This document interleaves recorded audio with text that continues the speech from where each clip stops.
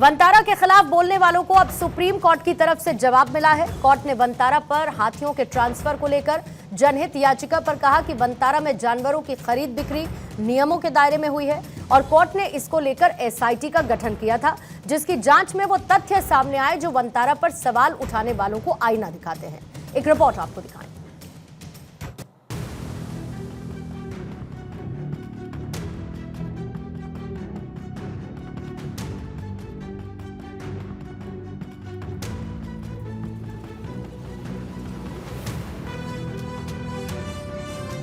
जिस वंतारा को जंगली जानवरों का सेकंड होम कहा जाता है, जिसका लक्ष्य है जानवरों का बचाव, देखभाल, रेस्क्यू केयर और रिहैबिलिटेशन, और जिसे जंगल का तारा दुनिया कहती है, उसी वंतारा को लेकर जब सवाल उठे तो एसआईटी जांच भी हुई और इसी एसआईटी रिपोर्ट में वो फैक्ट्स एंड फिगर्स सामने आए जिस पर देश की सबसे बड़ी अदालत ने भी दो टूक शब्दों में कहा है कि वंतारा में किसी तरह की गड़बड़ी नहीं पाई गई है।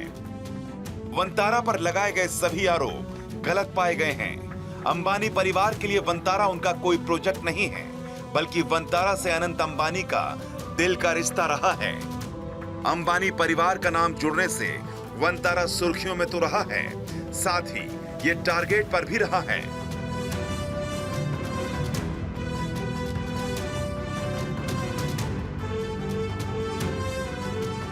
वंतारा के खिलाफ 2 रिट पिटीशन दाखिल की गई थी, जिसमें वंतारा में कथित अनियमितताओं का आरोप लगाया गया था। कोर्ट को पहले भी इस मामले में कुछ गलत नहीं मिला था, लेकिन मामला क्योंकि गंभीर था, लिहाजा कोर्ट ने 28 अगस्त को मामले की जांच के लिए एक एसआईटी का गठन किया था। एसआईटी की टीम ने अपनी जांच में भारत से लेकर फॉरेन अथॉरिटीज तक की मदद ली।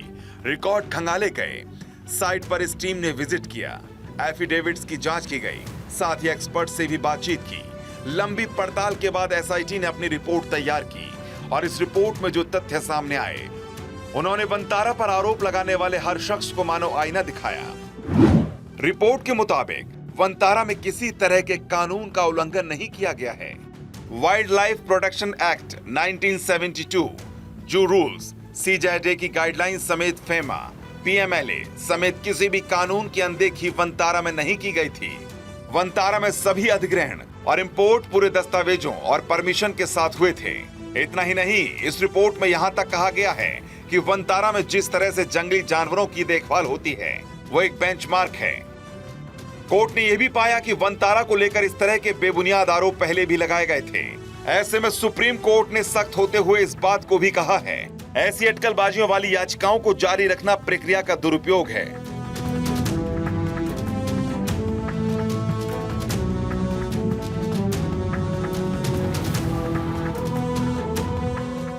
अब आप ये भी समझिए कि एसआईटी की ये जांच क्यों पूरी तरह से निष्पक्ष थी। वजह थी 4 सदस्यीय एसआईटी का नेतृत्व पूर्व जज जस्टिस जे चेलमेश्वर ने किया था और टीम में जस्टिस राघवेंद्र चौहान, पूर्व मुंबई पुलिस कमिश्नर हेमंत नागराले और कस्टम अधिकारी अनिश गुप्ता शामिल थे। पूर्व जज जस्टिस जे चेलमेश्वर का नाम सबसे योग्य और निष्पक्ष जजों में शामिल है, जो हमेशा से पॉलिटिकल प्रेशर से अप्रभावित रहे हैं, जो धारा के विरुद्ध जाने में भी विश्वास रखते हैं, जिन्हें असहमति की सबसे मजबूत ताकत और सहमत लोगों की सबसे मजबूत उम्मीद तक कहा जाता है। सोचिए, जिस टीम में ऐसे पूर्व जज शामिल हों, उसकी रिपोर्ट पर फिर शक किसी को नहीं रह जाता है। और यही वजह है कि सुप्रीम कोर्ट ने एसआईटी के फाइंडिंग को मंजूर किया और केस को बंद कर दिया। Bureau report, Bharat 24।